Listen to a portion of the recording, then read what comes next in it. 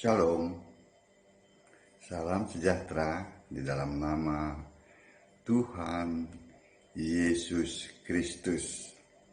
Tetap bersama saya, Pendeta Binsar Sianipar, BBS, dari Gereja Alkitab Allah Esa. Kali ini, Bapak Ibu sekalian, yang saya kasihi di dalam nama Tuhan Yesus Kristus, kita akan melihat mengenai baptisan. Maksudnya, sejak kapan ada baptisan? Kesimpang siuran tentang baptisan sudah berlangsung sangat lama, dan masing-masing denominasi bersikukuh dengan pendirian masing-masing. Kesimpang siuran menyangkut paling tidak 3 hal. Yang pertama, usia berapa dibaptis? Boleh dibaptis ya, usia berapa? Kedua, cara baptisannya itu seperti apa? Dan pada saat membaptis, menyebut nama siapa. Maksudnya, di dalam nama siapa orang itu dibaptis. Jadi ada 3 hal paling tidak 90% gereja mengizinkan baptis bayi. Sedangkan Alkitab menulis anak-anak itu diserahkan kepada Tuhan Yesus. Matius 19 ayat 13. Jika anak kecil dibaptis, malahan itu maksudnya itu adalah sebuah penyesatan, menyesatkan si anak kecil. Sebab apa? Anak kecil belum akil balik. Belum bisa dipertanggungjawabkan keimanannya. Jadi yang melakukan itu, yang melakukan baptisan bayi itu boleh dikata tuh harus mendapatkan hukuman batu kilangan ditaruh di lehernya dan ditenggelamkan ke laut. Sesuai dengan Matius 18 ayat 6. Jadi bayi tidak boleh dibaptis. Kenapa? Belum bisa dimintakan pertanggungjawaban soal keimanannya. Yang boleh dibaptis itu setelah akil balik, 12 tahun ke atas. Sebab di Israel 12 tahun dianggap akil balik. Ingat waktu Yesus berumur 12 tahun, sudah berdebat dengan ulama Yahudi.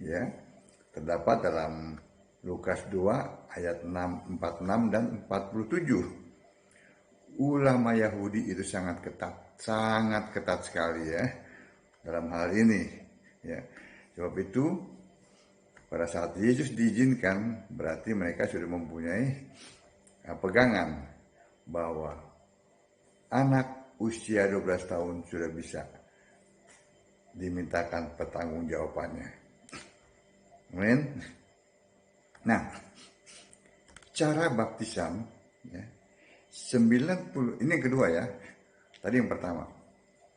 Yang kedua, cara baptisan 90% gereja mengarang dengan cara mendirikan kebenaran sendiri. Berdasarkan apa?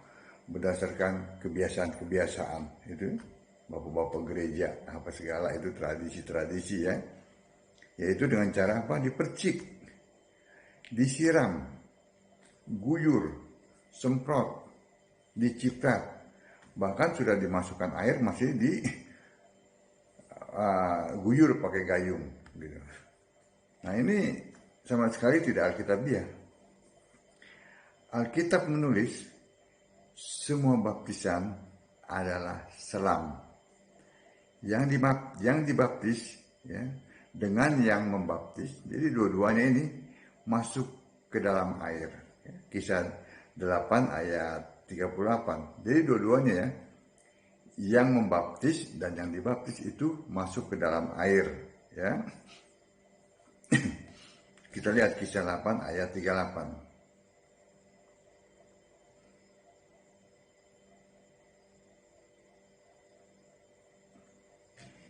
Lalu orang Ethiopia itu menyuruh menghentikan kereta itu, dan keduanya turun ke dalam air, baik Filipus maupun sida-sida itu, dan Filipus membaptis dia. Jadi dua-duanya masuk ke dalam air. Ya mungkin dua-duanya masuk ke dalam gelas atau ke dalam gayung. Ya kan? Jelas di sini bahwa yang dibaptis dan yang membaptis masuk ke dalam air, ya.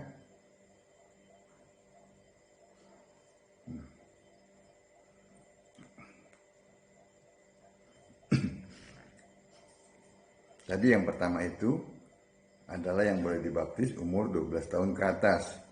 Yang kedua, cara baptisannya itu harus dua-duanya masuk ke dalam air. Ya.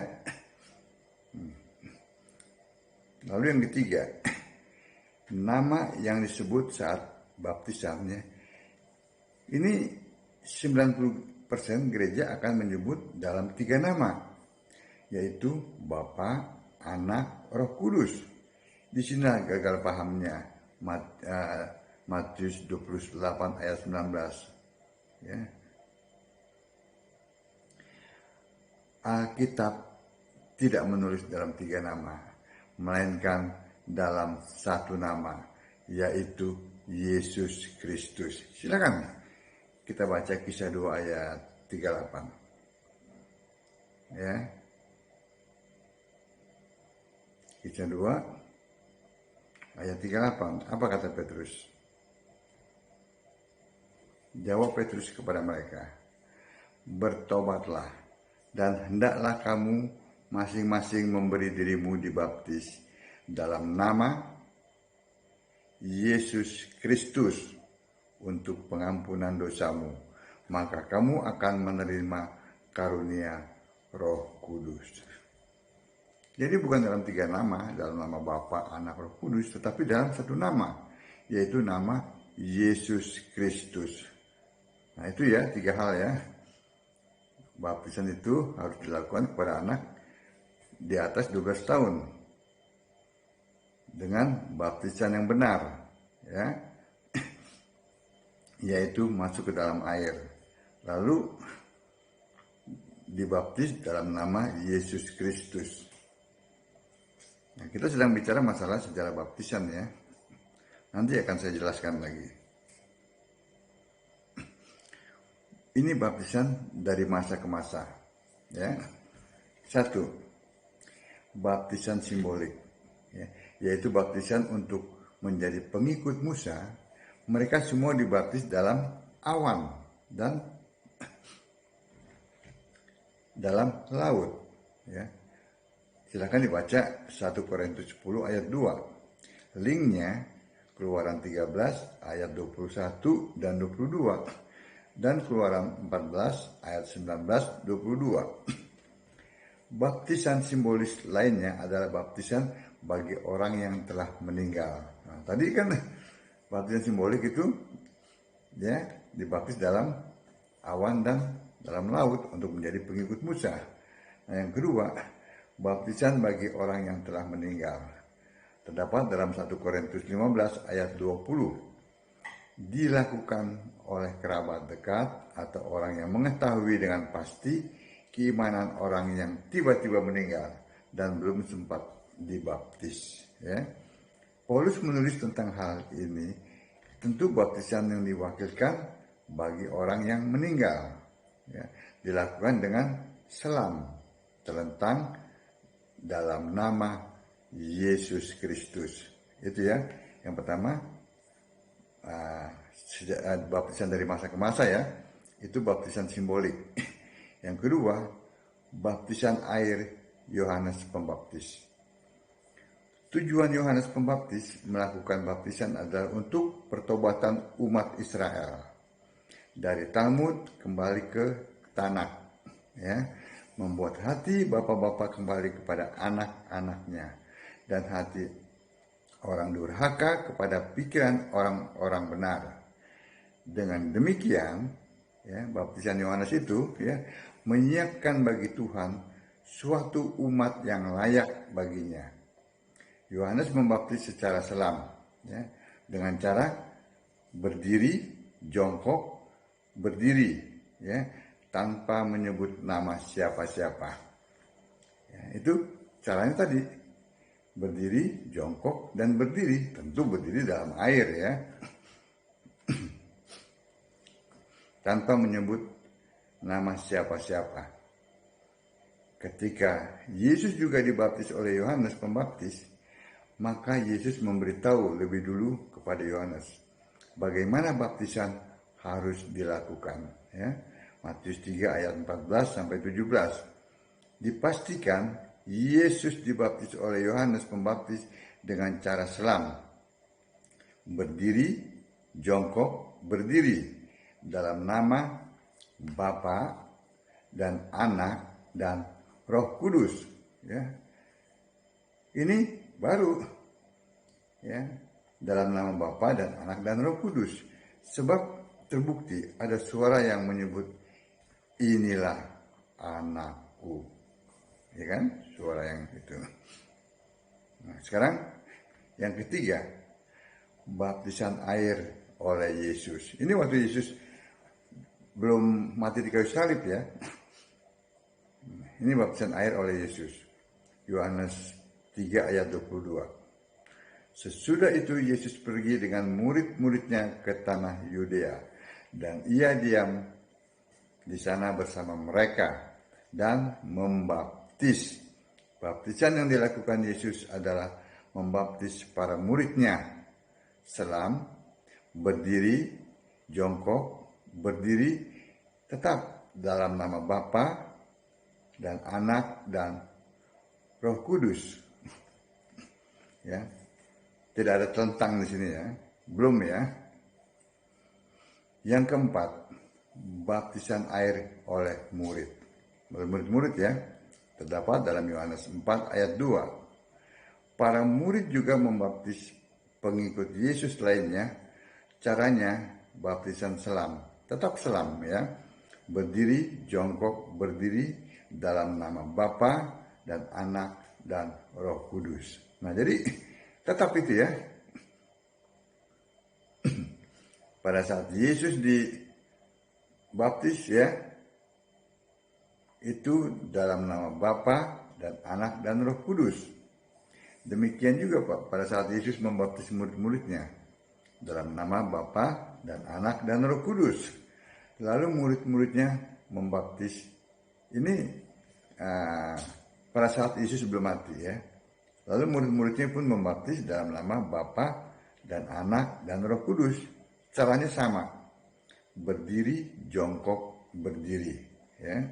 Ingat konteks waktu, ya. Nah, ini yang kelima, baptisan air Petrus, ya. Rasul Petrus melakukan melakukan baptisan air, ya, setelah Yesus naik ke sorga. Nah, ini perubahannya di sini, ya. Setelah Yesus naik ke sorga, baptisan dilakukan dengan cara selam, tetap selam, ya, lalu terentang. Nah, di sini perbedaannya. Kalau tadi berdiri, jongkok, berdiri, sekarang selam, terentang dalam nama Yesus Kristus. Tidak lagi dalam nama Bapa, Anak, Roh Kudus, tetapi dalam nama Yesus Kristus. Ya, terdapat dalam Kisah 2 ayat 38, ya. Kisah 10 ayat 48. Nanti saya jelaskan lagi, ya, kenapa harus terlentang. Nah, lalu yang keenam, baptisan air oleh Filipus. Kalau tadi kan oleh Petrus. Kisah 8 ayat 16. Filipus membaptis dalam nama Tuhan Yesus. Nah, kalau Petrus membaptis dalam nama Yesus Kristus. Ya, tetapi Filipus beda lagi. Ya, caranya sama, tetapi dalam nama Tuhan Yesus.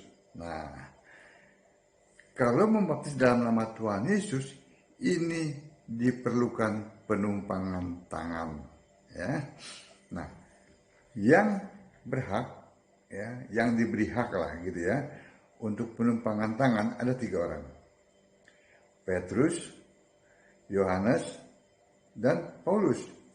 Nah, dalam kisah Filipus ini, ya, itu Filipus meminta bantuan, ya, Petrus dan Yohanes untuk tumpang tangan supaya Roh Kudus turun ke atas mereka. Kisah 8 ayat 17. Ya. Setelah itu Filipus sudah melakukan baptisan dengan benar. Ketika membaptis sida-sida, selam terlentang dalam nama Yesus Kristus. Ya. Kisah 8 ayat 38. Jadi ada perbedaan antara membaptis dalam nama Tuhan Yesus itu memerlukan penumpangan tangan. Tetapi yang diberi hak hanya 3 orang itu, ya. Petrus, Yohanes, dan Paulus. Nah, jadi kita saat ini jangan melakukan baptisan dalam nama Tuhan Yesus, melainkan dalam nama Yesus Kristus. Yang ketujuh, baptisan air Paulus dilakukan secara selam terlentang dalam nama Tuhan Yesus, ya. Habis itu dilanjutkan Paulus sendiri yang tumpang tangan sehingga mereka terima Roh Kudus, ya.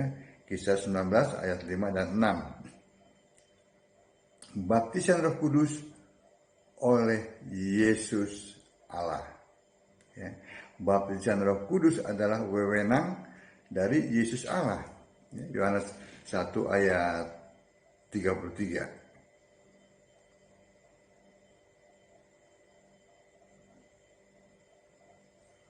Dan aku pun tidak mengenalnya. Ini kata Yohanes Pembaptis. Tetapi dia yang mengutus aku akan membaptis. Tetapi, ya, saya baca ulang.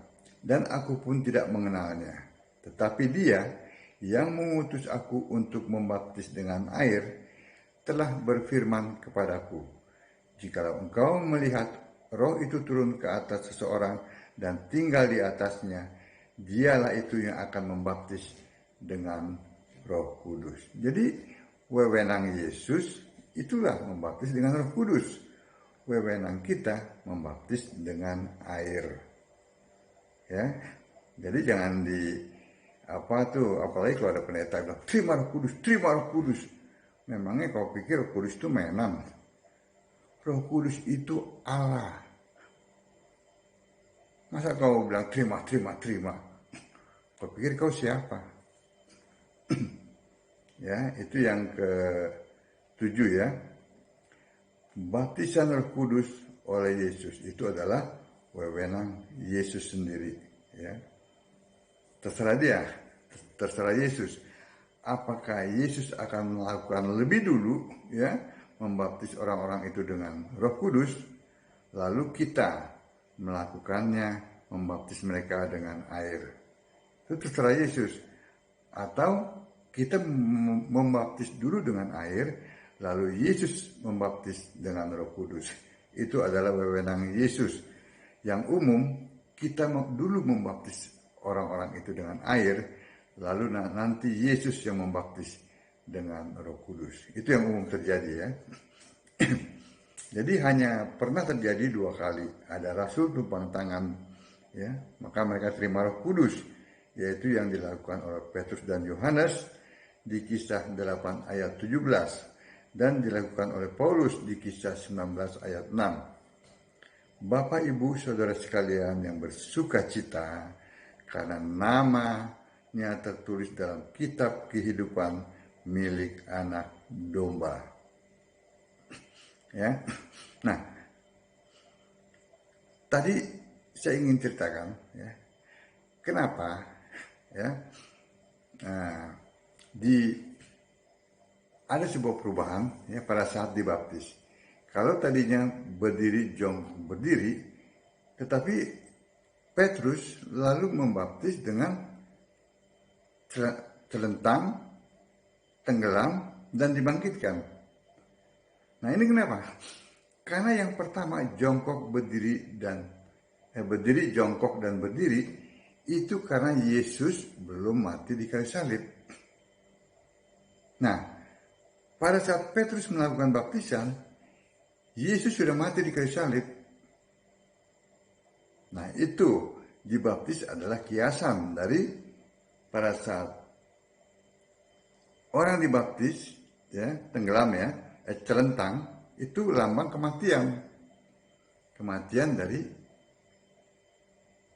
manusia lama kita mati bersama Yesus. Tenggelam, lalu dibangkitkan, bangkit manusia baru kita. Nah itu perbedaannya ya. Lalu kenapa harus dibaptis? Selama ada kesempatan untuk dibaptis, lakukan. Ya. Berikut alasannya. Yang pertama, kenapa harus dibaptis? Baptisan itu menyelamatkan. 1 Petrus 3 ayat 21. Juga sekarang kamu diselamatkan oleh kiasannya, yaitu baptisan. Baptisan itu lambang atau kiasan Yesus mati dan bangkit. Nah itu yang baptisan yang sekarang ya. Yang kedua, kenapa harus dibaptis? Baptisan itu karena bisa masuk surga. Markus 16 ayat 16. Percaya dan dibaptis akan selamat dan kelak dibangkitkan. Tidak mau percaya, tidak dibaptis, akan dihukum binasa. Ya, jadi baptisan itu menyelamatkan, baptisan itu bisa masuk surga. Yang ketiga, nama kita tertulis dalam kitab kehidupan. Yohanes 3 ayat 5. Dilahirkan kembali dari air dan roh. Baptisan air dan baptisan Roh Kudus. Maka kita bisa masuk ke dalam kerajaan Allah. Jadi saat masuk kerajaan Allah adalah nama kita tertulis di kitab kehidupan. Ya. Wahyu 21 ayat 27. Dengan baptisan air dan roh, maka nama kita tertulis dalam kitab kehidupan. Ya. Bapak Ibu saudara sekalian yang dikasihi Allah, baptisan itu harus benar dan alkitabiah sesuai konteks waktunya. Jadi untuk masa sekarang, baptisan yang benar adalah kembali ke awal. Ya.